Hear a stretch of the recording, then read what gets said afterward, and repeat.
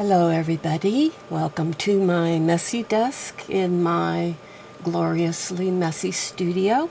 This is Miss Darling, and today we're going to take another junk mail envelope, something we all have if we've collected them. We all get them, can't help it. If you have bills, you get return envelopes. And so we're going to get rid of some of these, and we're going to turn a single envelope into a 4-stage pocket. In other words, there's going to be 4 pockets when we're done, and we will not have had to sew anything. We will not have had to do much except a little trimming and gluing, and we'll have something really great to stick in our journals. Let me show you one that I've completed. Here's what it can look like. Of course, they can be decorated any way you want, but this is how my first one came out. And this happened to be a window envelope. You don't have to use a window envelope, but that just happens to be what I pulled out of my stash. And of course, after I made this, I thought, oh, I really need to have another one very similar to it. I always like to make pairs because that helps add a little continuity to a journal. If they see something similar but not exactly the same elsewhere in a video. So, for instance, if I glued one of these into my first signature, and I usually have 2 signatures in a journal, then I'd like to have something similar, but not the same, just a little different, but similar in the second signature. So that, just brings a little bit of unity and flow to the journal. And so, of course, I didn't think about that till I had this all made, and I thought it came out rather cute. And I really like this crisscross design that was inside this particular return envelope. And of course I go wading through my stacks of envelopes, and I can't find another one like it until I got all the way down to I found a mate all the way down to the last group that I looked in.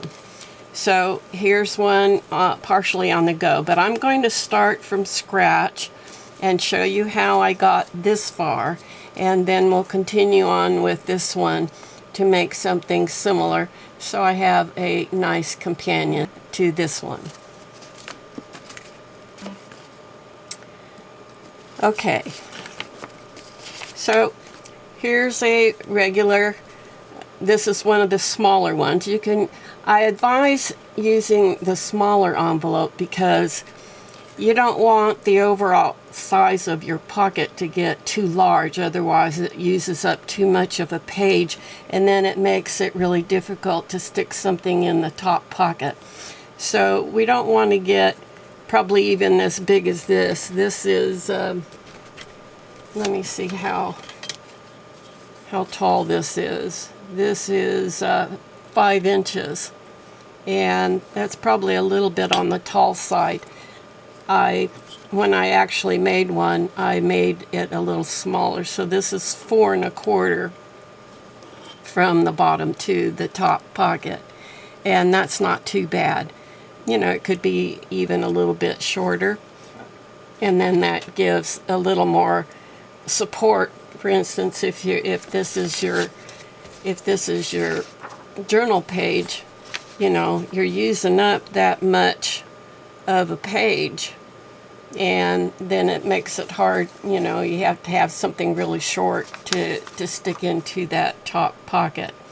So this is a little bit better, and not taking up as much of the vertical height, and probably could even be a little bit smaller, but because I want to make a companion to this one, I'm going to keep my dimensions the same, but you alter yours accordingly to get down around 4 inches or less in overall height is probably best. And that's assuming that the height of your journal is about 8.5 inches, which mine are. If you're working in a 6x9 or larger journal, of course, then you can accommodate that vertical height, but not in a regular size or smaller journal.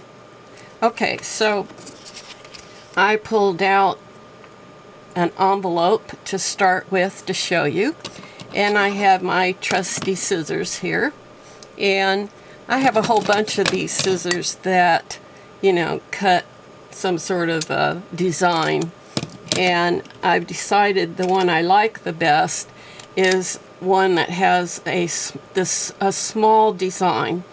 The smaller the design, the more handsome I think it looks going across, because you see it repeated more often.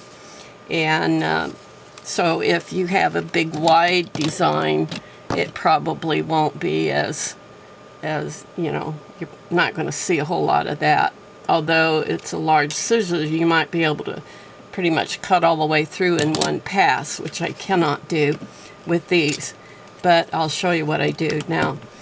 If you want the pattern in the background of a security envelope to show, as I have here, that's what this crisscrossing is, the background pattern that was already in the envelope. So if you want that to show, then you want to have that be on the back rather than, folding up from this point.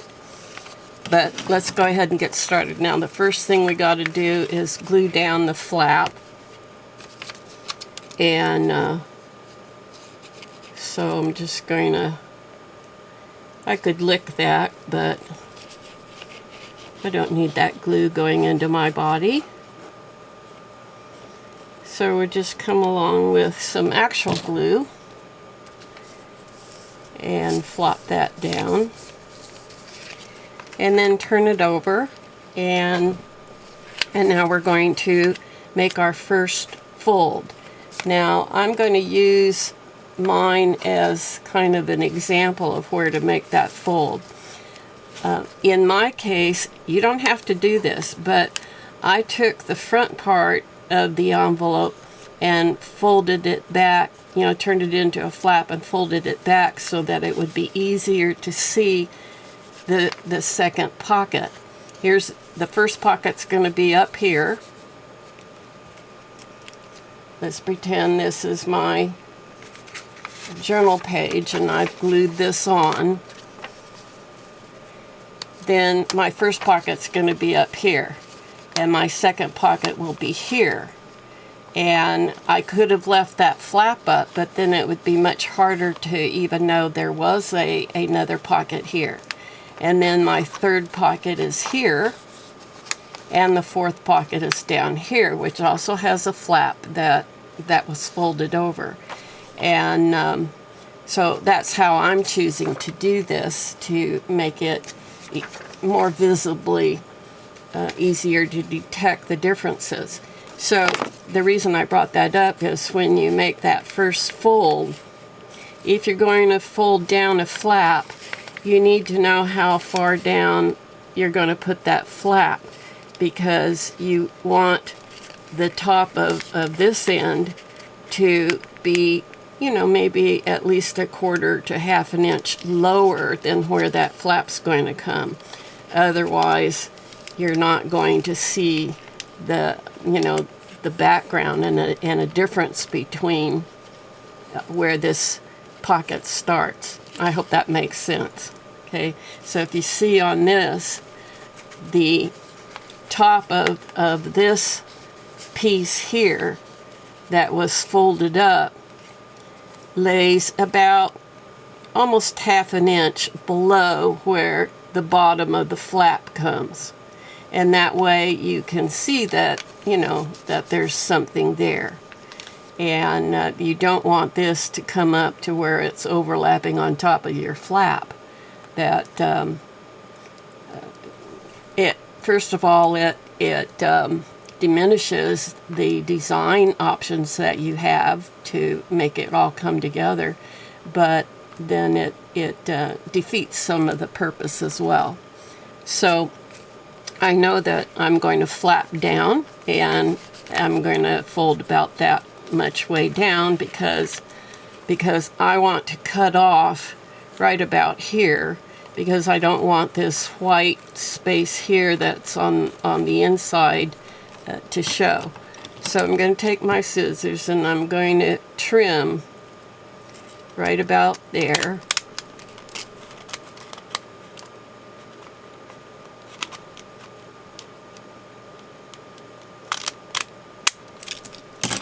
Okay, and then I'm going to take another pair of scissors and I'm going to cut the ends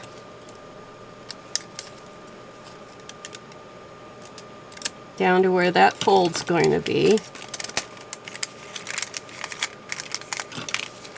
And now I can easily fold that down.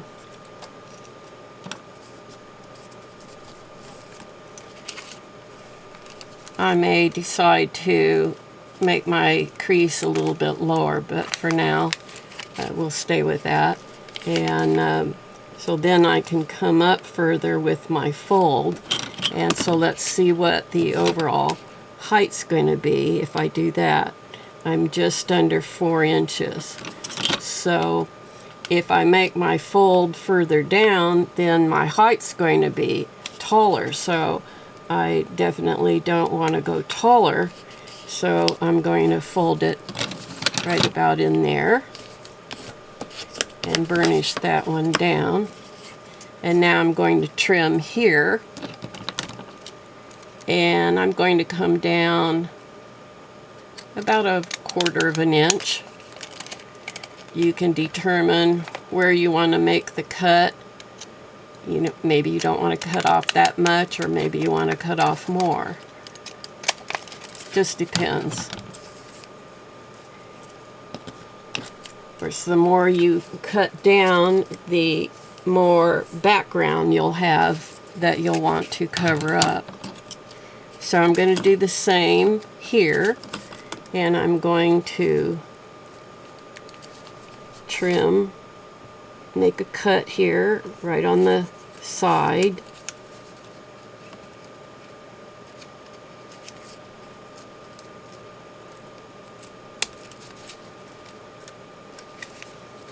And I trim down about 1/2 inch. And that will allow me to fold that top down so I have a flap.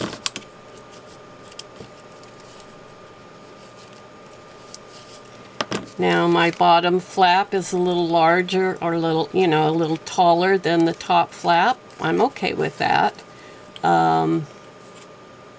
Because I think I like having a little more background that's going to show in there. And so now at this point is where I advise you to start decorating inside and outside, whatever you're going to do, because once you've glued the sides down and sealed in these bottom 2 pockets, it's a lot harder to work with. And so I think it's easier to, cover up some of this and cover up down here before you've glued the sides together. So that shows you how to get this far. And now I'm going to switch back to the one that I'm making to go with, as a companion to this one that's already done. So I'm this far, and so what I did with the other one was I decided to take a black pen, and I used the Faber-Castell Pit Artist pen brush, and this is the B brush, which is their boldest, and it has more like a I don't know, like almost like a little brush on the end rather than a pointed something. You know, it's a little bit, has more of the feeling of a brush. And so I'm going to use that, and I'm going to go around, and like I did here, I inked up the tops and the sides to really bring out the definition and the design that I've cut in here. And so I just kind of go around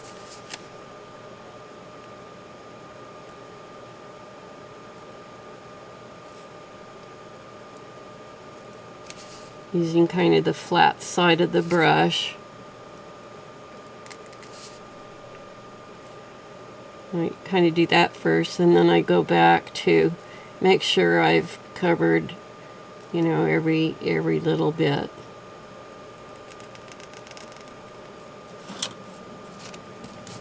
Okay, and you see what a difference that makes on being able to see, you know, the pretty design that you've made on the paper itself. And then I pull out this flap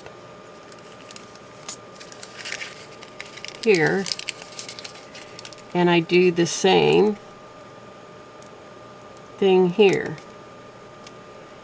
This time I'm going into the inside of the envelope, and you see I've got a window there.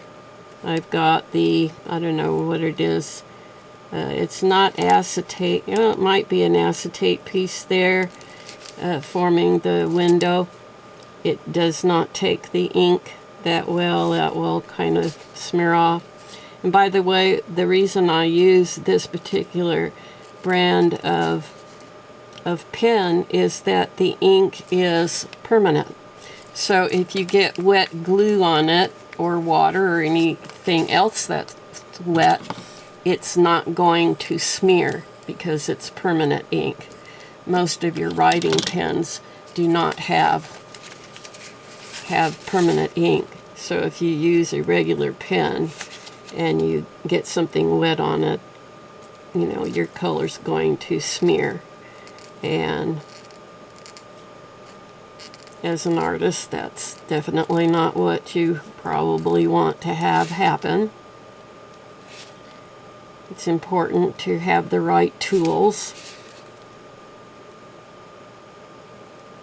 I'll try to put a link in the description box to where you can get these, but having said that,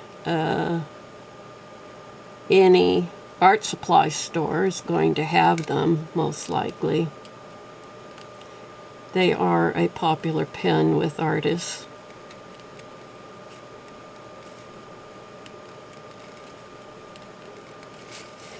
I buy a box that has 5 to 12, or was it 8 pens in it, with different sizes of nibs, as you will, as you know, just for lack of a term.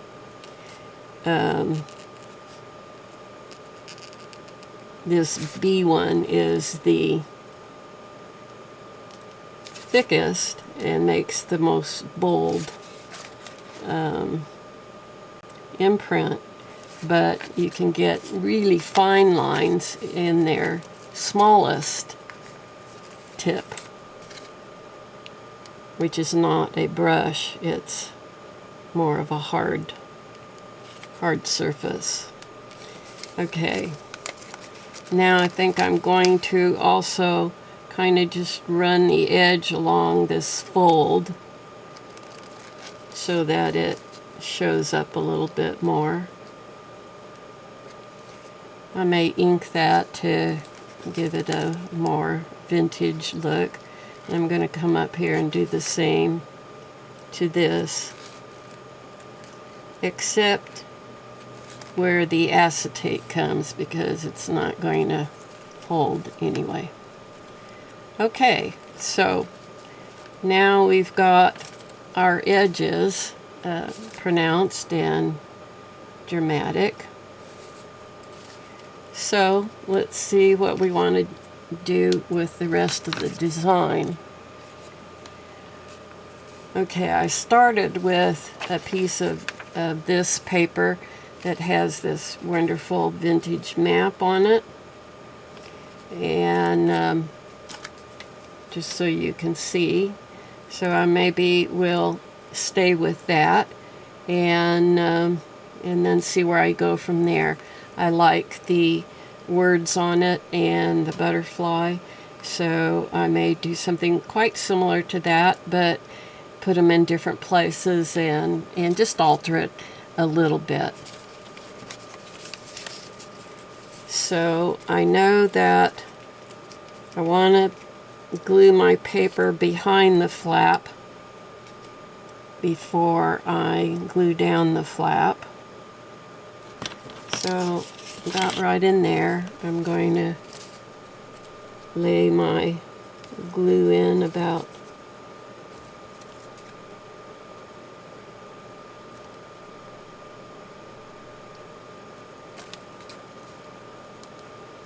here.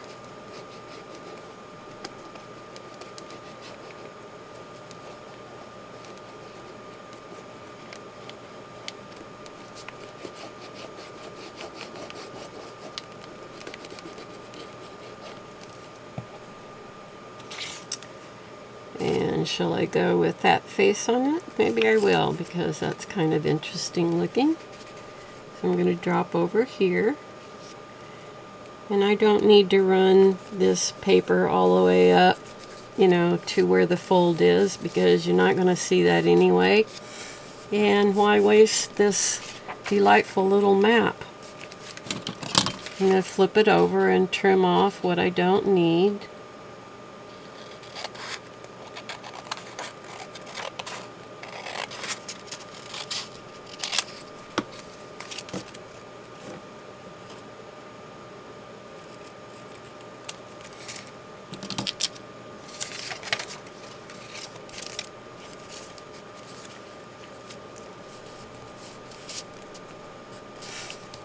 And now I'm going to glue the flap down. And it's important to get your glue up close to the edge when you have an edge that's cut like that, because you want to try to get all these little odds and ends shapes there, which are very small.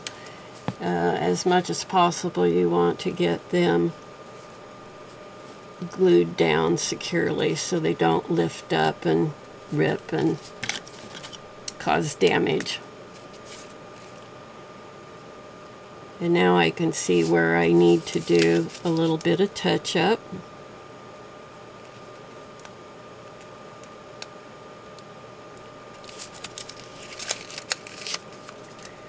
Okay, and now I need a piece for back there. Okay, in this one I used from the same map, but I think I'll do something different this time.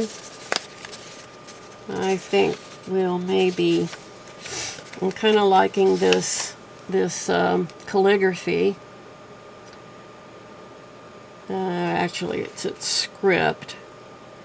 Probably one and the same thing, but I think maybe I'll run a little bit of this back there. I don't need too much of it. Let's kind of mark off how far down I need to come. And about there, and there to there.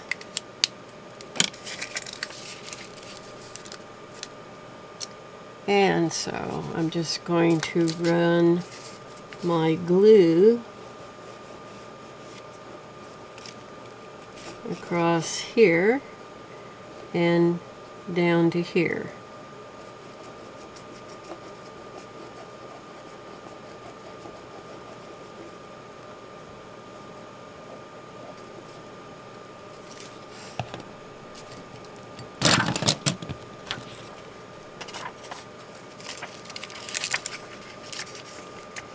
And now we'll just drop that in there.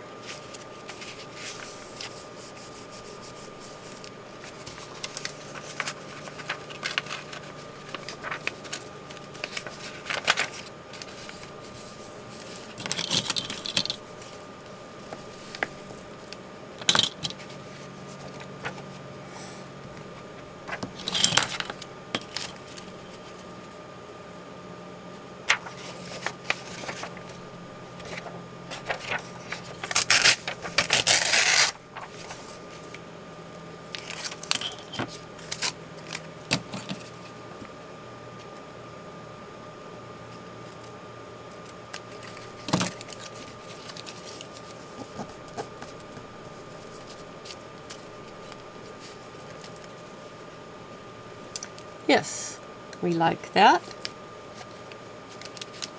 So now we'll glue down this flap. This is the top flap. Not the top envelope, but the top flap. It's actually the second, pocket. It's the second pocket, but the top flap.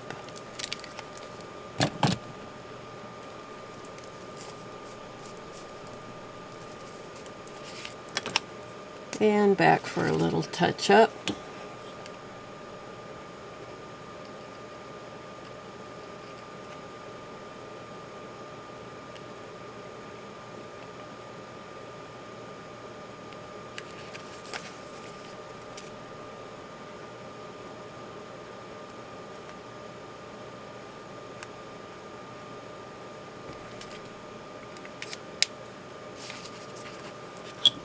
Okay. Now, in this particular one, I had these white blocks in it as well, and I didn't like that, so I took the black pen and I made them black, and I'm going to do the same thing now to this one.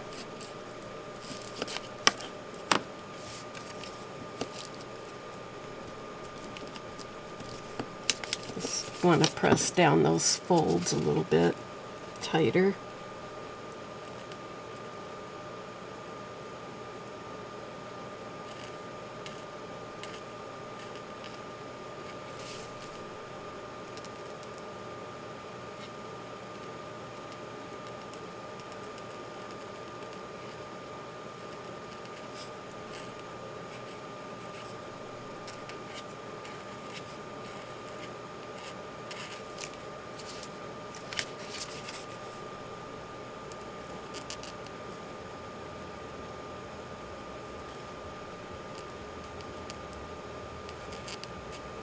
If you're a little nervous about doing this freehand, you know, you can use a straight edge or ruler to help guide your pen.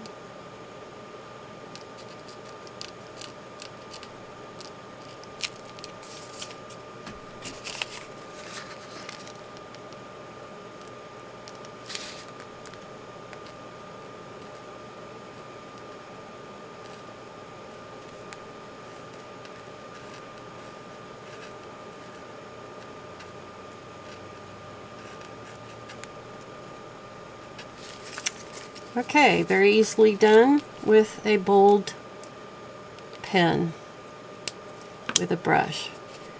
Okay, now all that's left for me to do is to put a little words on there, and where I put them is dependent upon the design that I have. So I put the word journal over here. I think I'll put a word on the right hand side down here, and here my pocket, you can only see a little bit of that right there, and so I'm kind of going to have to make some alterations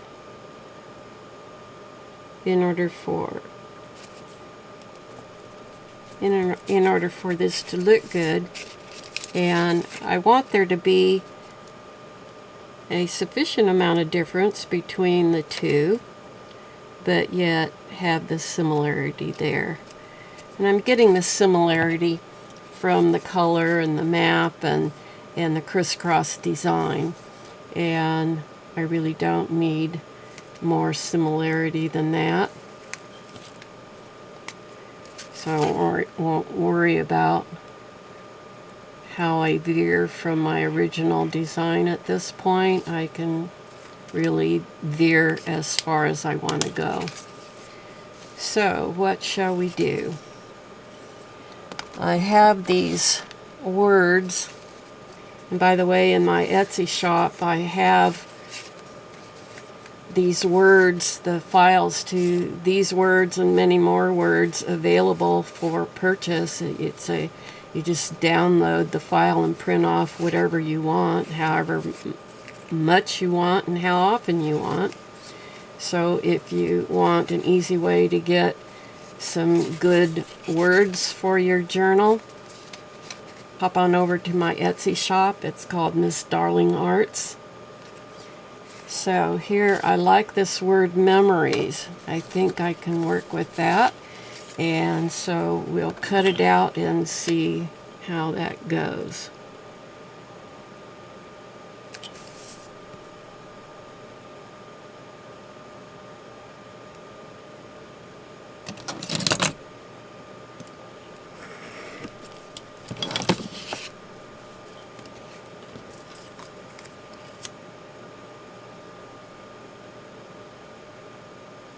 I'm going to try to get about equal amounts of background above and below the word, and then trim off an equal amount of space off this right side. That looks pretty good. And I like to take my words and go all the way around the edges and give a little definition. Even though I printed these off on a tan cardstock, just, inking it even just a little bit, I think, makes a really big difference. Okay, so let's see where we can use this. I'm going to head for the right. So my options are there or down here. Kind of like that. Or if I come up here, I want to go to that side. That crosses over and hides the window, which I don't think I want to do. So my option is up there or down here.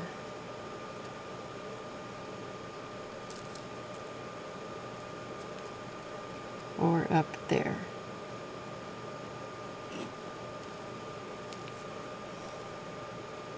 And I personally think I like it best down here, so that's what I'm going to go with.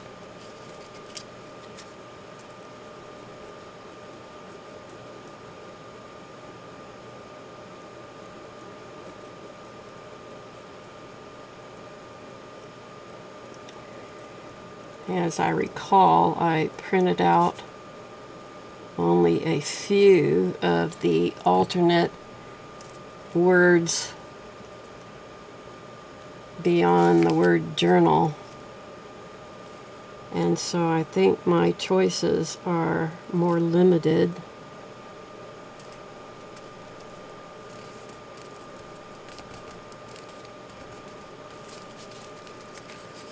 Okay, so there's one pocket, second pocket, I may leave blank, and then we've come up here.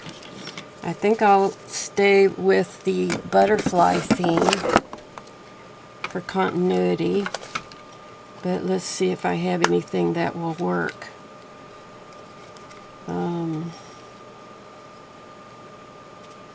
Like that color-wise. But it has to go up there.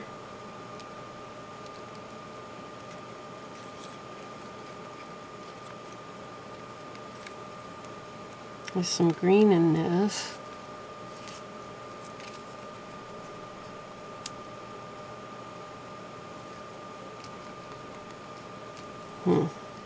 I think I'll wait with that until I have my second word chosen. the butterfly can change your balance real quickly. Okay, journal and thoughts. I have memories we've done. I'm not sure I have any other words in this batch, so let's pull the drawer out and see what else we might have.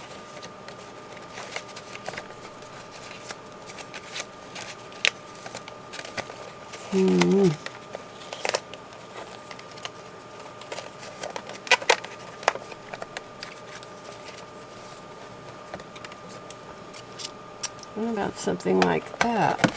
What's that? Too long, too big. Yeah.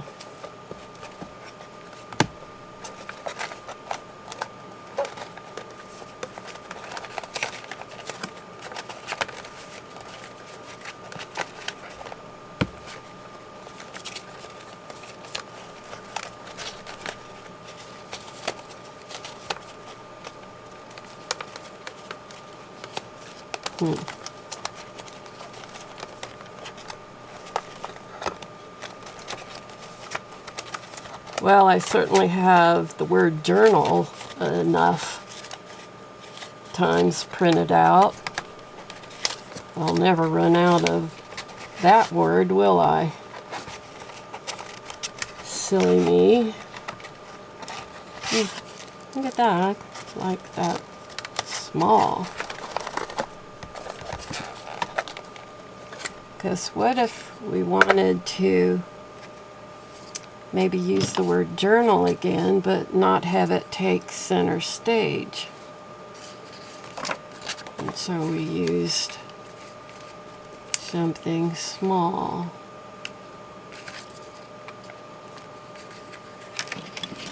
Let's see about this.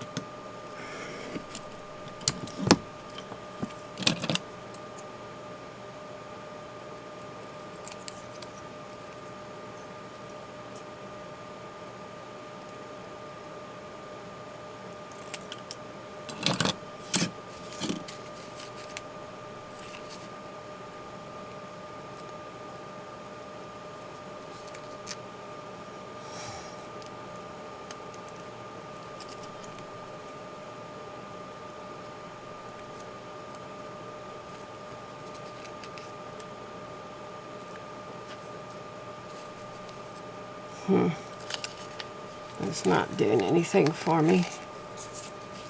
Okay. I saw a little plastic box.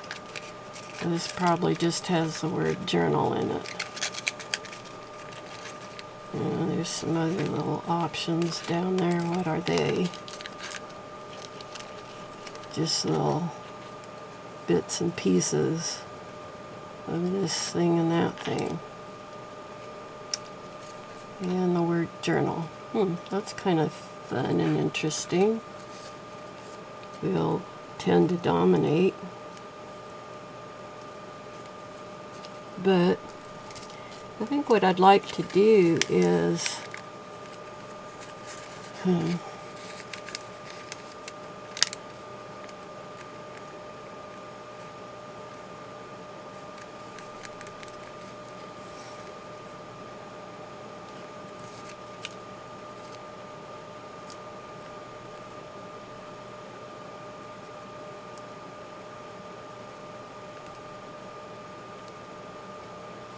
I think maybe I'll just get rid of the pocket showing altogether. Yeah. That's what we're going to do. Oh. I want to ink around it.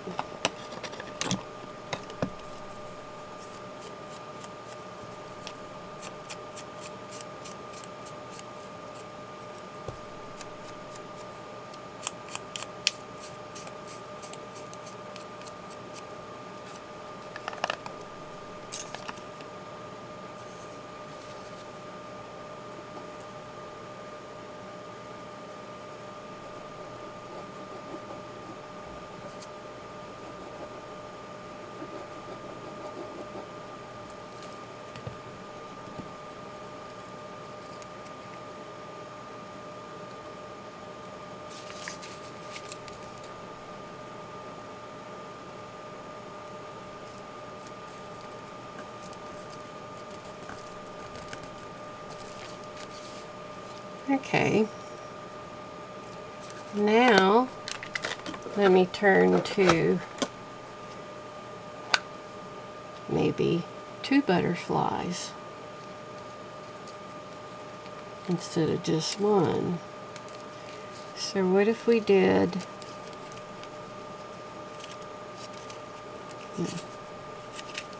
a butterfly here,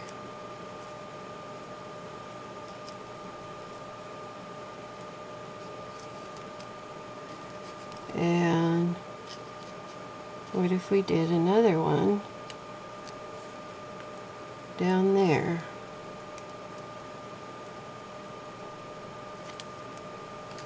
Well, I don't know about this one, but I do like this idea.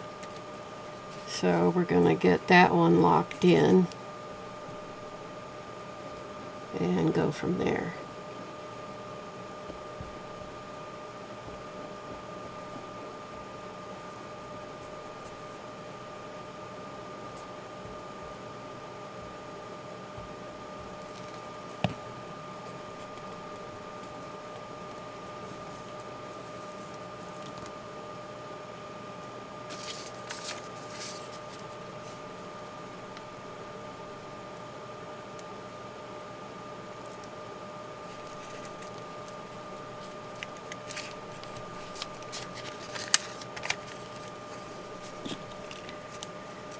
All right. Companions are usually the more difficult to do because when you're trying to coordinate with something you've already done, you know, it just puts restrictions there that you need to abide by if they're going to be companions. All right, I'm going to go back to the idea of maybe doing 2 butterflies here. I didn't really like the green one, but maybe if I do one closer in the same color category as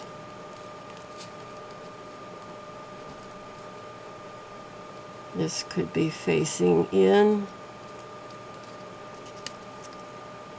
Or what if it cut over from one to the next? That one facing in and this one facing in going that way. I kind of like that. Okay, so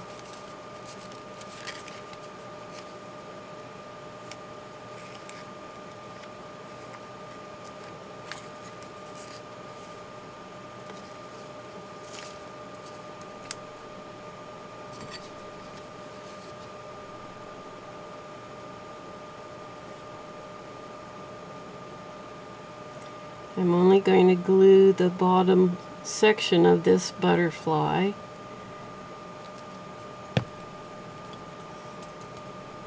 And the side after that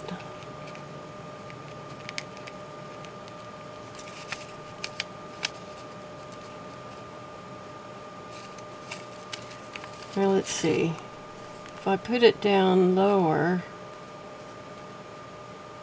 I can achieve the same thing without going from this piece onto that one. So I think we'll do that.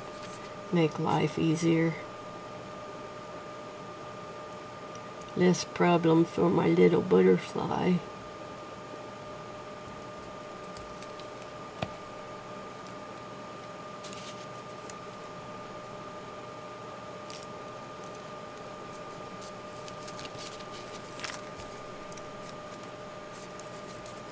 Okay. It's an awful lot of blank crisscrossing, which bothers me a little bit, but right now I don't have an idea as to what to do to solve that.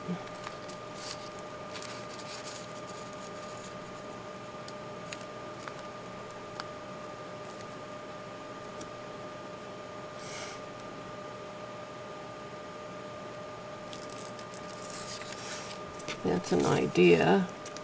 Put a little bit of the map paper in there. In one sense, it really doesn't matter a whole heck of a lot, because once you get these pasted in a journal and then you stick some ephemera in, you're going to lose sight of the design of this piece altogether anyway. So, but that could be an easy early solution. Stick it in this way.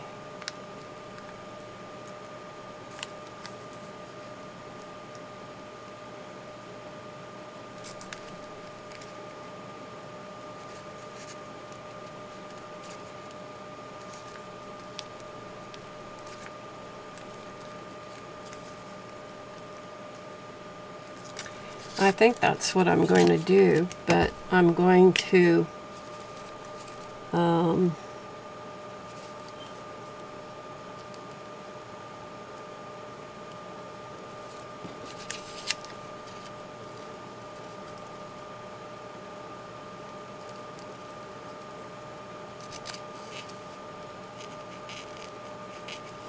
I'm going to lower this black inking down here a little bit farther.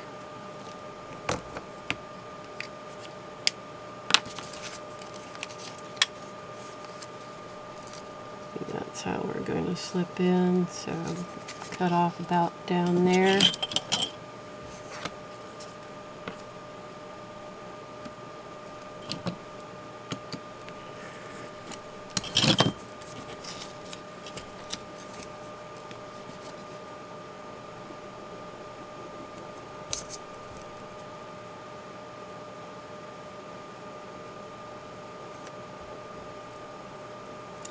I know some of you are probably screaming at your screen about, well, why didn't you do this, or you could have done that? And I'm sure I'll think of other ideas later, or agree with you.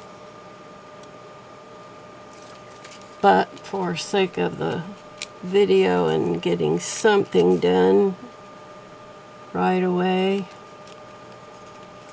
ooh.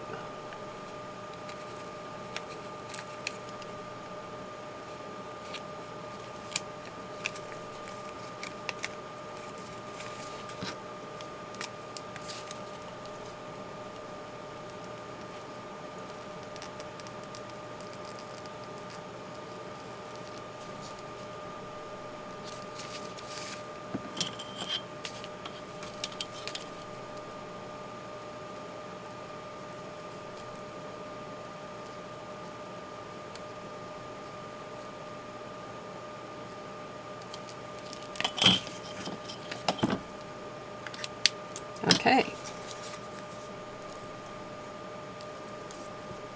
So I'm quite happy with that, and now all I got to do to really finish it off is glue up my sides. So I'm going to do that right now. And first trim off this bit here. And I'm going to glue down this other side as well.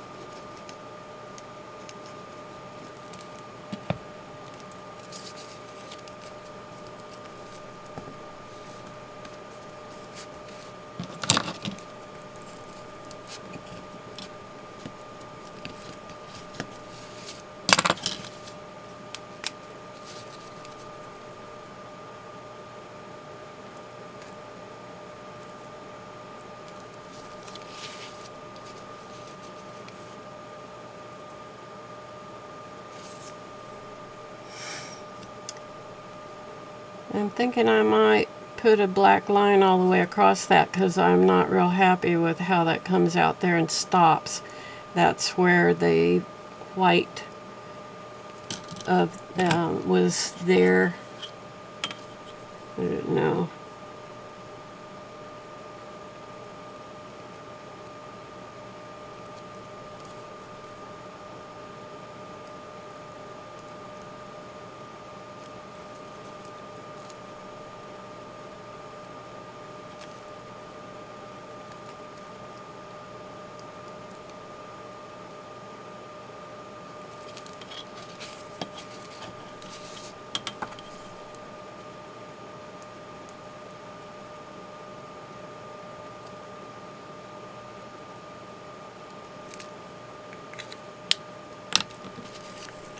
Yeah, that's better. Okay, there we have it. Let me clean up my mess here real quick so you can see these better. So here are the finished two nice companions, quite similar and yet quite different, and would work very well in a journal, whether they are in the same signature or different signatures. It doesn't matter. They will work good together wherever they're placed. And I also went ahead and off camera I made a couple more companions, and these I had a less, I don't want to say less of a criteria. My only criteria was color, and that in the end result they feel balanced and as good companions. And so this was the first one that I created, and here is its companion. And you can see they're quite different and yet similar as well, and the color palette is the same. And so just, you know, play around and try different things, and be as crazy as you want to be. That's what journalism is all about. Just, you know, being creative and getting your thoughts and feelings out and making places to write. Oh, and I had forgotten to even just pull out a few ephemera to tuck in there as examples. So I brought over my basket full of tags, and let me pull back out a little bit. And I have all different kinds of things that can be stuck in. So let's just, you know, pull out some tags. At this point, I'm not concerned about the colors of the tags or anything. I just want to kind of show you how you might stuff some of these, you know, where you have smaller ephemera in the bottom pockets, and then you graduate up to taller ephemera above them. And since this isn't glued in, I do have the last pocket back here, and so I could put in, you know, like a really large tag, like something like that. And so that's what you're allowing to happen on your journal page, is it gives you really fun places to stick small ephemera as well as medium sized to larger, and it's all well contained in their individual pockets. So that's what I wanted to show you and make. And I'll pull this ephemera out now and get back to just what we made. So thanks for being here with me and watching. I do appreciate it, and hope you'll pass my channel on to your friends and co-workers, anybody who's interested in crafting, and visit my Etsy store, and, you know, for additional resources that you might be looking for. So with that said, this is Miss Darling calling this a wrap. Bye-bye.